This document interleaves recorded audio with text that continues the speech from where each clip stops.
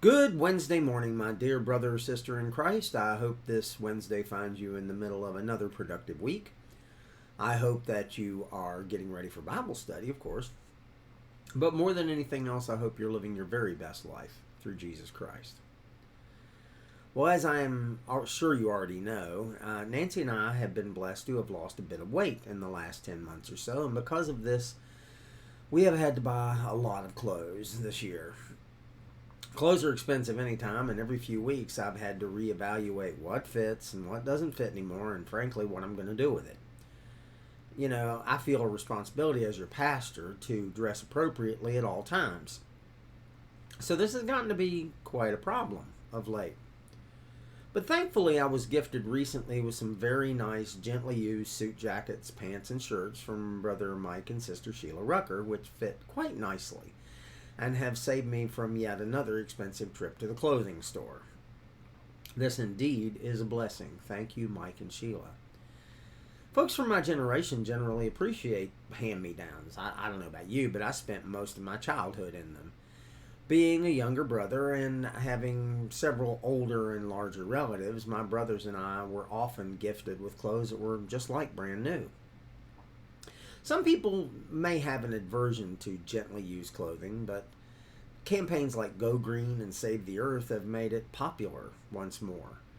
As a matter of fact, many folks nowadays run used clothing stores that support church activities, such as this place called MCC Connections in Berlin, Ohio.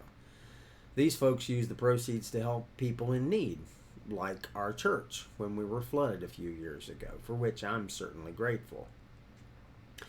In a society which seems to throw things away when they begin to become worn or used, it's nice to know that God's work can be done with things that have been discarded or are no longer of use to others, isn't it? Yeah, you know where I'm going. What I'm trying to get at is that God can use hand-me-downs. The things the world rejects, he uses to build his kingdom. Why, even Jesus is referred to as a reject. Peter tells us in Acts 4:11 and 12 that, quote, Jesus is the stone you builders rejected, which has become the cornerstone. Salvation is found in no one else, for there is no other name under heaven given to mankind by which we must be saved. See, Jesus welcomes rejects. He welcomes hand-me-downs. Every one of us who came to Christ have been rejected by the world in some way, haven't we? We don't fit. We're damaged goods, worn thin in places. We have cracks, blemishes, and flaws. We are certainly not as pretty and as new as we once were, are we? See, that comes from trying to be what the world wants us to be, what our evil sin nature tells us we're supposed to be. Eventually, if we follow that path, we become of no use to anyone. No use to the world and no use to ourselves. Hopeless rejects. To everyone except Jesus, that is. Whereas the world rejects us, Jesus welcomes us with open arms. He cleans, he mends, he fixes, he shines us up for his purpose. For the purpose that I might add, we should have had all along. Learning to live our best life through him. See, I proudly wear hand-me-downs because I'm reminded that I am one of Jesus' hand-me-downs. I was picked up out of the mud, washed clean, mended, and fit to be called his, and so were you. We are made new by his righteousness and by his love. New clothes do not make the man, no matter what the world may tell you. No, you can dress a sinner in a $3,000 suit, and he will still be as the wealthy man described in Revelations 3:17.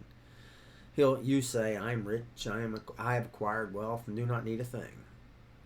But you do not realize that you are wretched, pitiful, poor, blind, and naked. Now, I don't know about you, but I'd rather be used. In a throwaway world, I'd much prefer being used goods put to good use by the master. What about you?